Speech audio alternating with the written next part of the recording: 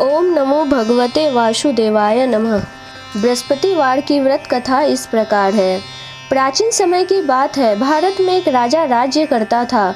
वह बड़ा ही प्रतापी और दानी था। वह नित्य प्रति मंदिर में भगवान दर्शन करने जाता था। वह ब्राह्मण और गुरु की सेवा किया करता था। उसके द्वार से कोई भी याचक निराश होकर नहीं लौटता था। वह प्रत्येक गुरुवार को व्रत रखता एवं पूजन करता था। हर दिन गरीबों की सहायता करता था। परंतु यह सभी बातें उसकी रानी को अच्छी नहीं लगती थी। वह न व्रत करती, न किसी को एक भी पैसा दान में देती थी। वह राजा से भी ऐसा करने को मना किया करती थी। एक समय की बात है कि राजा शिकार खेलने वन को चले गए। घर पर रानी और दासी थी। उस समय गुरु बृहस्पति देव साधु का रूप धारण कर राजा के दरवाजे पर भिक्षा मांगने आए। साधु ने रानी से भिक्षा मांगी तो वह कहने लगी, हे साधु महाराज, मैं इस दान और पुण्य से तंग आ गई हूँ। इस कार्य के लिए मेरे पति देव भी बहुत है। अब आप ऐसी कृपा करें कि सारा धन नष्ट हो जावे तथा मैं आराम से रह सकूं। साधु रूपी बृहस्पति देव ने कहा, हे देवी, तुम बड़ी विचित्र हो। संतान और धन से कोई दुखी नहीं होता है, इसको सभी चाहते हैं। पापी भी पुत्र और धन की इच्छा करता है। अगर तुम्हारे पास धन अधिक है तो भूखे मनुष्यों को भोजन कराओ, प्याओ लगवाओ, ब्राह्मणों को दान दो, धर्मशालाएं बनवाओ, कुआं, तालाब, बावड़ी, बाग, बगीचे आदि का निर्माण कराओ तथा निर्धनों की कुंवारी कन्याओं का विवाह कराओ। साथ ही अज्ञादि धर्म करो। इस प्रकार के कर्मों से आपके कुल का और आपका नाम परलोक में सार्थक एवं स्वर्ग की प्राप्ति होगी। परंतु रानी साधु की इन सभी बातों से खुश न हुई। उसने कहा, हे साधु महाराज, मुझे ऐसी धन की आवश्यकता नहीं जिसको मैं अन्य लोगों को दान दूं तथा जिसको रखने और संभालने में मेरा सारा समय नष्ट हो जावे। साधु ने कहा, हे देवी, यदि तुम्हारी ऐसी इच्छा है तो जैसा मैं तुम्हें बताता हूँ वैसा ही करना। बृहस्पतिवार के दिन घर को गोबर से लिपना, अपने केसों को पीली मिट्टी से धोना, केसों को धोते समय स्नान करना, राजा से कहना वह हजामत करवाए, भोजन में मांस मदिरा खाना, कपड़ा धोबी के यहाँ धुलने देना। इस प्रकार 7 बृहस्पतिवार करने से तुम्हारा धन नष्ट हो जाएगा। यह कहकर साधु महाराज रूपी बृहस्पति देव अंतर ध्यान हो गए। रानी ने साधु के कहने के अनुसार 7 बृहस्पतिवार तक वैसा ही करने का विचार किया। साधु के बताए अनुसार कार्य करते केवल 3 बृहस्पतिवार ही बीते थे कि उसकी समस्त धन संपत्ति नष्ट हो गई। भोजन के लिए दोनों समय परिवार तरसने लगा तथा संसारिक भोगों से दुखी रहने लगा। तब वह राजा रानी से कहने लगा कि हे रानी, तुम यहाँ पर रहो, मैं दूसरे देश को जाता हूँ, क्योंकि यहाँ पर मुझे सभी मनुष्य जानते हैं, इसलिए मैं यहाँ कोई कार्य नहीं कर सकता। मैं अब परदेश जा रहा हूँ, वहाँ कोई काम धंधा करूँगा, शायद हमारा भाग्य बदल जाए। ऐसा कहकर राजा परदेश चला गया। वह वहाँ जंगल से लकड़ी काट कर लाता और शहर में बेचता। इस तरह जीवन व्यतीत करने लगा। इधर राजा के बिना रानी और दासियां दुखी रहने लगी। किसी दिन भोजन मिलता और किसी दिन जल पीकर ही रह जाती। एक समय रानी और दासियों को 7 दिन बिना भोजन के व्यतीत करना पड़ा। तो रानी ने अपनी दासी से कहा, हे दासी, यहाँ पासी के नगर में मेरी बहन रहती है, वह बड़ी धनवान है। तू उसके पास जा और वहाँ से 5 सेर बेझर मांग कर ले आ, जिससे कुछ समय के लिए गुजर हो जाएगा। दासी रानी की बहन के पास गई। रानी की बहन उस समय पूजा कर रही थी। बृहस्पतिवार का दिन था। दासी ने रानी की बहन से कहा, हे रानी, मुझे आपकी बहन ने भेजा है, मुझे 5 सेर बेझर दे दो। दासी ने यह बात अनेक बार कही, परंतु रानी की बहन ने कोई उत्तर न दिया, क्योंकि वह उस समय बृहस्पतिवार की कथा सुन रही थी। जब दासी को रानी की बहन से कोई उत्तर न मिला तो वह बहुत दुखी हुई। उसे क्रोध भी आया। वह लौटकर रानी से बोली, हे रानी, आपकी बहन बहुत ही घमंडी है। वह छोटे मनुष्यों से बात नहीं करती। मैंने उससे कहा तो उसने कोई उत्तर न दिया। मैं वापस चली आई। रानी बोली, हे दासी, इसमें उसका कोई दोष नहीं है। जब बुरे दिन आते हैं तब कोई सहारा नहीं देता। अच्छे बुरे का पता विपत्ति में ही लगता है। जो ईश्वर की इच्छा होगी वही होगा। यह सब हमारे भाग्य का दोष है। उधर रानी की बहन ने सोचा कि मेरी बहन की दासी आई थी, परंतु मैं उससे नहीं बोली, इससे वह बहुत दुखी हुई होगी। अतः कथा सुन और विष्णु भगवान का पूजन समाप्त कर वह अपनी बहन के घर आई और कहने लगी, हे बहन, मैं बृहस्पतिवार का व्रत कर रही थी। तुम्हारी दासी हमारे घर गई थी, परंतु जब तक कथा होती है तब तक हम लोग न उठते हैं और ना ही बोलते हैं, इसलिए मैं नहीं बोली। कहो दासी क्यों गई थी? रानी बोली, बहन, हमारे घर अनाज नहीं था। वैसे तुमसे कोई बात छिपी नहीं है, इस कारण मैंने दासी को तुम्हारे पास 5 सेर बेझर लेने के लिए भेजा था। रानी की बहन बोली, बहन देखो, बृहस्पति भगवान सबकी मनोकामना पूर्ण करते हैं। देखो शायद तुम्हारे घर में अनाज रखा हो। यह सुनकर दासी घर के अंदर गई तो वहां उसे एक घड़ा बेझर का भरा मिल गया। उसे बड़ी हैरानी हुई क्योंकि उसने एक एक बर्तन देख लिया था। उसने बाहर आकर रानी को बताया।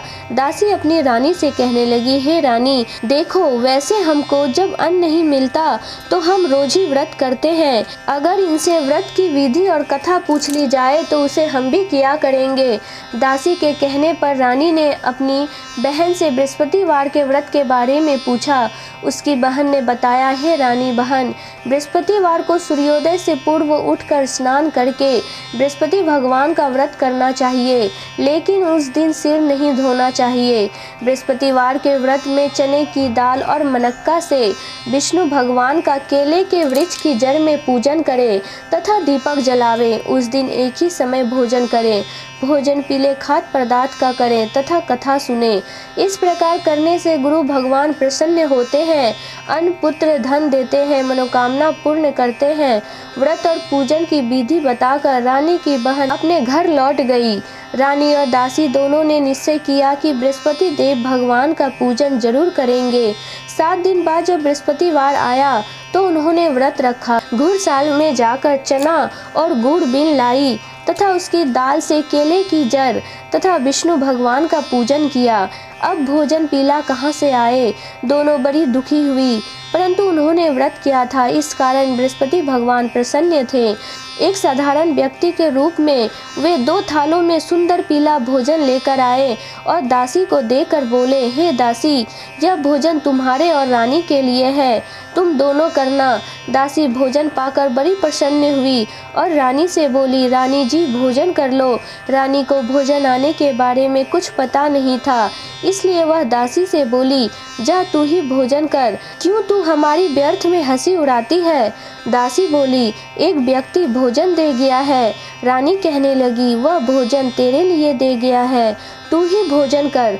दासी ने कहा, वह व्यक्ति हम दोनों के लिए 2 थालों में भोजन दे गया है, इसलिए मैं और आप दोनों ही साथ साथ भोजन करेंगी।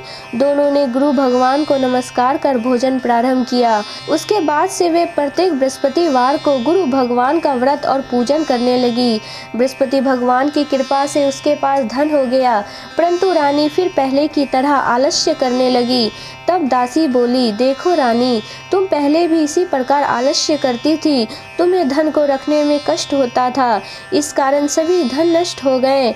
अब गुरु भगवान की कृपा से धन मिला है तो फिर तुम्हें आलस्य होता है। बड़ी मुसीबतों के बाद हमने यह धन पाया है, इसलिए हमें दान पुण्य करना चाहिए।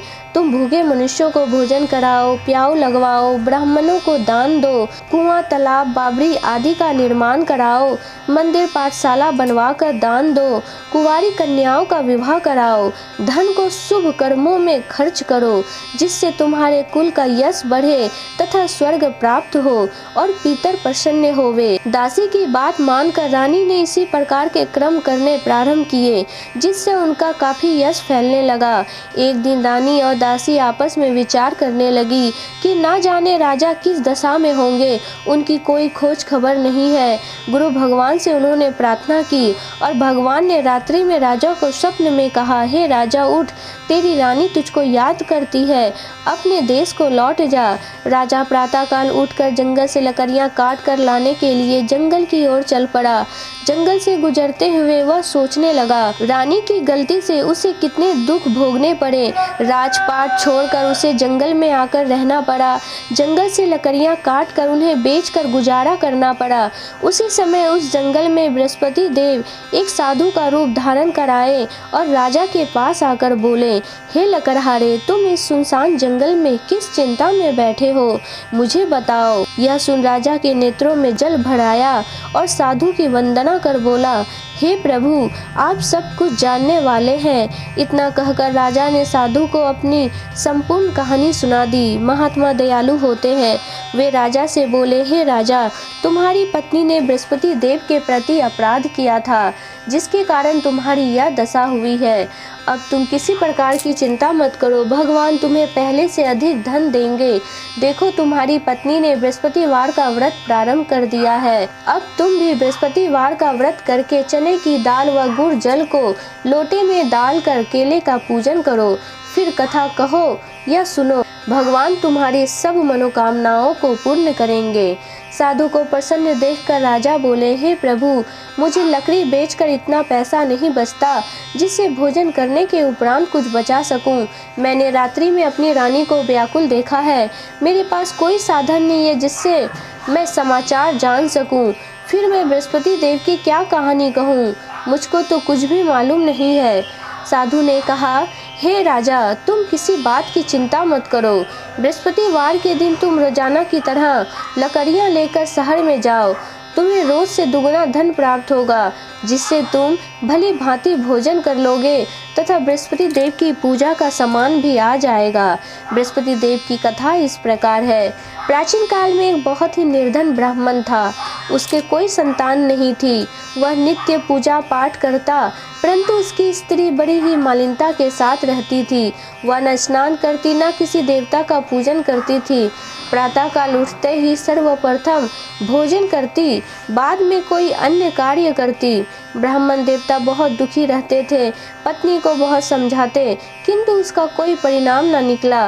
भगवान की कृपा से ब्राह्मण की स्त्री को कन्या रूपी रत्न उत्पन्न हुआ। वह कन्या अपने पिता के घर में बड़ी होने लगी। वह बालिका प्रातः स्नान करके भगवान विष्णु का जप करती। वह बचपन से ही बृहस्पतिवार का व्रत करने लगी। पूजा पाठ समाप्त कर स्कूल जाती तो अपनी मुट्ठी में जौ भरकर ले जाती और पाठशाला जाने के मार्ग में डालती जाती। वही जौ स्वर्ण के हो जाते तो लौटते समय उनको बीन कर घर ले आती। एक दिन वह बालिका सूप में उन सोने के जौ को फटक कर साफ कर रही थी। तभी उसकी माँ ने देख लिया और कहा, हे बेटी, सोने के जौ को फटकने के लिए सोने का सूप होना चाहिए। दूसरे दिन गुरुवार था।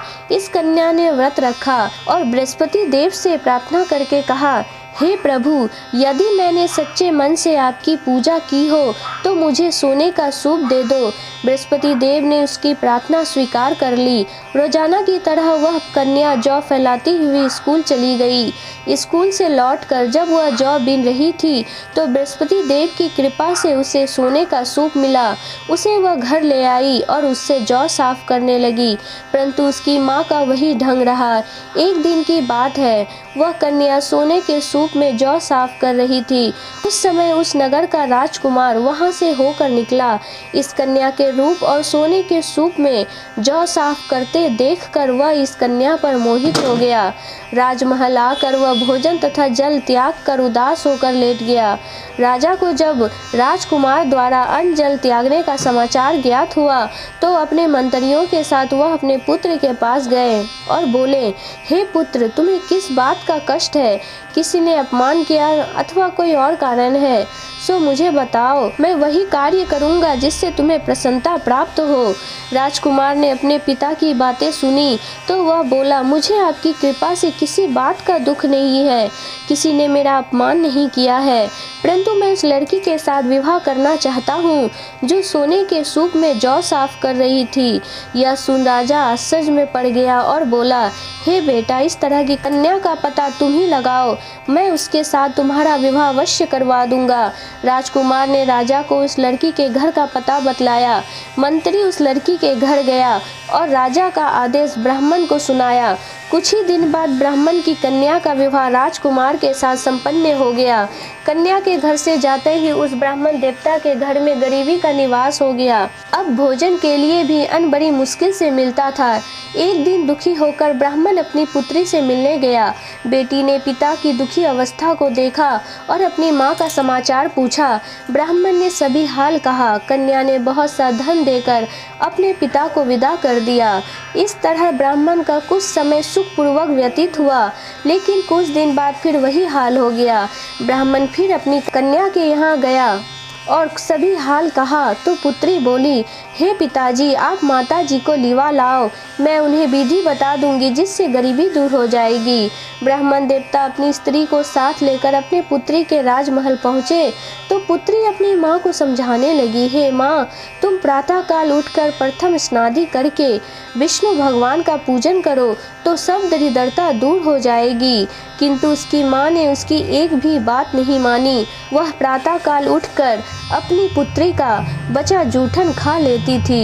एक दिन उसकी पुत्री को बहुत गुस्सा आया।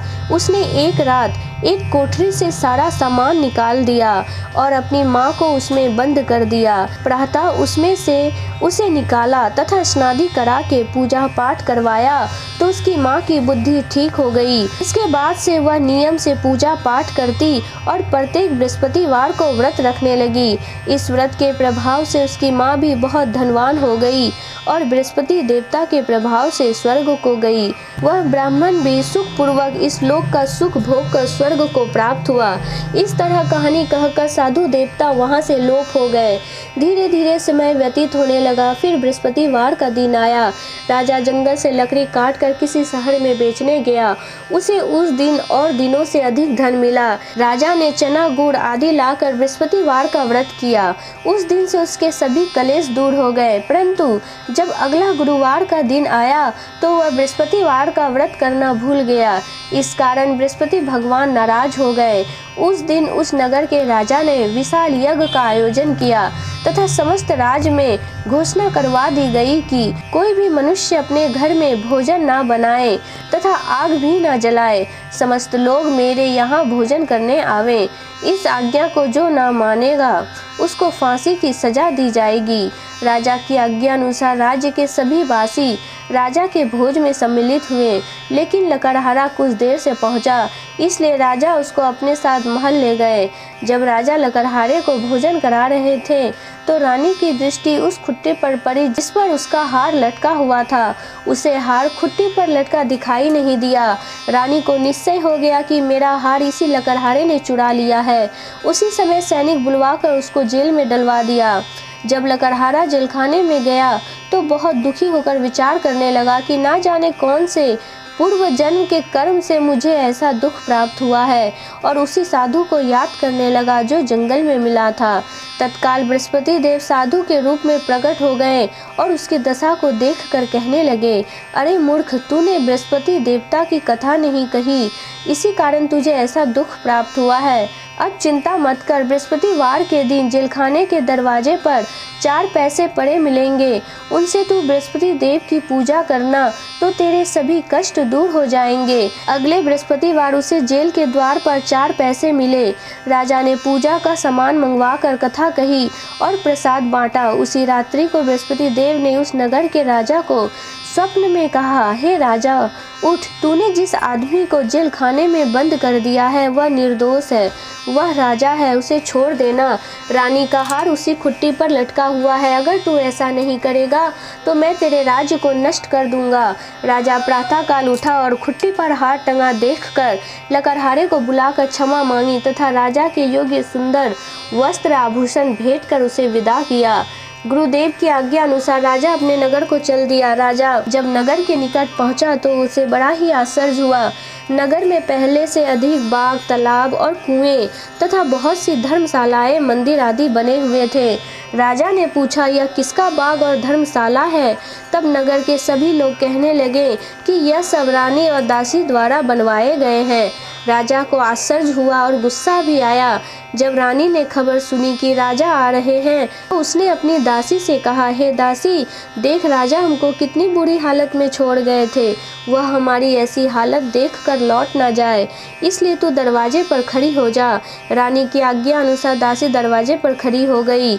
जब राजा आए तो उन्हें अपने साथ महल लिवा लाई। तब राजा ने क्रोध करके अपनी तलवार निकाली और पूछने लगा, बताओ यह धन तुम्हें कैसे प्राप्त हुआ है? तब रानी ने बताया, हमें यह सब धन बृहस्पति देव के व्रत के प्रभाव से प्राप्त हुआ है। राजा ने तब निश्चय किया कि 7 रोज बाद तो सभी बृहस्पति देव का पूजन करते हैं, परंतु मैं रोजाना दिन में 3 बार कथा कहा करूँगा तथा रोज ही व्रत किया करूँगा। अब हर समय राजा के दुपट्टे में चने की दाल बंधी रहती तथा दिन में 3 बार वह कथा कहता। एक रोज राजा ने विचार किया कि चले अपनी बहन के यहाँ हो आवे। इस तरह का निश्चय कर राजा घोड़े पर सवार हो गया, अपनी बहन के यहाँ चल दिया। मार्ग में उसने देखा कि कुछ आदमी एक मुर्दे को लिए जा रहे हैं। उन्हें रोककर राजा ने कहा, अरे भाइयों, मेरी बृहस्पति देव की कथा सुन लो। वे बोले, लो हमारा तो आदमी मर गया है, इसको अपनी कथा की पड़ी है। परंतु कुछ आदमी बोले, अच्छा कहो, हम तुम्हारी कथा सुनेंगे। राजा ने दाल निकाली और कथा कहानी शुरू कर दी। जब कथा आधी हुई तो मुर्दा हिलने लगा और जब कथा समाप्त हुई तो राम राम करते हुए वह मुर्दा खड़ा हो गया। राजा आगे बढ़ा, उसे चलते चलते शाम हो गई। आगे मार्ग में उसे एक किसान खेत में हल चलाता मिला। राजा उससे बोला, अरे भैया, तुम मेरी बृहस्पतिवार की कथा सुन लो। किसान बोला, जब तक मैं तेरी कथा सुनूंगा तब तक 4 हरैया जोत लूंगा, जा अपनी कथा किसी और को सुनाना। राजा आगे चलने लगा। राजा के हटते ही बैल पछाड़ खाकर गिर गए तथा किसान के पेट में बहुत जोर से दर्द होने लगा। उसी समय किसान की माँ रोटी लेकर आई। उसने जब यह देखा तो अपने पुत्र से सभी हाल पूछा। बेटे ने सभी हाल बता दिया। बुढ़िया दौड़ी दौड़ी उस घुड़सवार के पास गई और उससे बोली, मैं तेरी कथा सुनूंगी, तू अपनी कथा मेरे खेत पर ही चलकर कहना। राजा ने लौटकर बुढ़िया के खेत पर जाकर कथा कही, जिसके सुनते ही बैल खड़े हो गए तथा किसान के पेट का दर्द भी बंद हो गया। राजा अपनी बहन के घर पहुंच गया। बहन ने भाई की खूब मेहमानी की। दूसरे रोज प्रातः काल राजा जगा तो वह देखने लगा कि सभी लोग भोजन कर रहे हैं। राजा ने अपनी बहन से जब पूछा कि ऐसा कोई मनुष्य नहीं है जिसने भोजन नहीं किया हो, जो मेरी बृहस्पतिवार की कथा सुन ले, तो बहन बोली, हे भैया, यह देश ऐसा है, पहले यहाँ लोग भोजन करते हैं, बाद में कोई अन्य कार्य करते हैं। अगर पड़ोस में कोई हो तो देख आती हूँ। ऐसा कहकर बहन देखने चली गई, परंतु उसे ऐसा कोई भी व्यक्ति नहीं मिला जिसने भोजन ना किया हो। वह एक कुम्हार के घर गई जिसका लड़का बीमार था। उसे मालूम हुआ कि उसके यहाँ 3 दिन से किसी ने भोजन नहीं किया है। रानी ने अपनी भाई की कथा सुनने के लिए कुम्हार से कहा। वह तैयार हो गया। राजा ने जाकर बृहस्पतिवार की कथा कही, जिसको सुनकर उसका लड़का ठीक हो गया। अब तो राजा की प्रशंसा होने लगी। एक दिन राजा ने अपनी बहन से कहा, हे बहन, मैं अपने घर को जाऊंगा, तुम भी तैयार हो जाओ। राजा की बहन ने अपनी सास से अपने भाई के साथ जाने की आज्ञा मांगी। सास बोली, चली जा, परंतु अपने लड़कों को मत ले जाना, क्योंकि तेरे भाई को कोई संतान नहीं है। बहन ने अपने भाई से कहा, हे भैया, मैं तो चलूंगी, परंतु कोई बालक नहीं जाएगा। राजा ने कहा, जब कोई बालक नहीं चलेगा तब तुम ही जाकर क्या करोगी। दुखी मन से राजा अपने नगर को लौट आया। राजा ने अपनी रानी से कहा, हम निसंतान हैं, इसलिए कोई हमारे घर आना पसंद नहीं करता। इतना कह वह बिना भोजन आदि किए सैया पर लेट गया। रानी बोली, हे प्रभु, बृहस्पति देव ने हमें सब कुछ दिया है, वे हमें संतान भी अवश्य देंगे। उसी रात बृहस्पति देव ने राजा को स्वप्न में कहा, हे राजा, उठ, सभी सोच को त्याग दे, तेरी रानी गर्भवती है। राजा को यह जानकर बड़ी खुशी हुई। 9वें महीने रानी के गर्भ से एक सुंदर पुत्र पैदा हुआ। जब राजा की बहन ने यह शुभ समाचार सुना तो वह बहुत खुश हुई तथा बधाई लेकर अपने भाई के यहाँ आई। तभी रानी ने कहा, घोड़ा चढ़कर नहीं आई, गधा चढ़ी आई। राजा की बहन बोली, भाई मैं इस प्रकार ना कहती तो तुम्हें औलाद कैसे मिलती। बृहस्पति देव ऐसे ही हैं, जिसके मन में जो कामनाएं रहती हैं सभी को पूर्ण करते हैं। जो सद्भावना पूर्वक बृहस्पतिवार का व्रत करता है एवं कथा पढ़ता है अथवा सुनता है और दूसरों को सुनाता है, बृहस्पति देव उसकी सभी मनोकामनाएं पूर्ण करते हैं। बृहस्पति देव उनकी सदैव रक्षा करते हैं। जो संसार में सद्भावना व सच्चे हृदय से बृहस्पति देव का पूजन करते हैं, उनकी सभी मनोकामनाएं उसी प्रकार पूर्ण होती है जैसे रानी और राजा ने बृहस्पति देव की कथा का गुणगान किया। उनकी सभी इच्छाएं बृहस्पति देव ने पूर्ण की। मनुष्य को हृदय से उनका मनन करते हुए जयकार करना चाहिए। सब बोलो विष्णु भगवान की जय। जय बृहस्पति देवा, ओम जय बृहस्पति देवा। छिन छिन भोग लगाओ, छिन छिन भोग लगाओ, कदली फल मेवा। ओम जय बृहस्पति देवा। तुम पूरन परमात्मा, तुम अंतर्यामी, स्वामी तुम अंतर्यामी।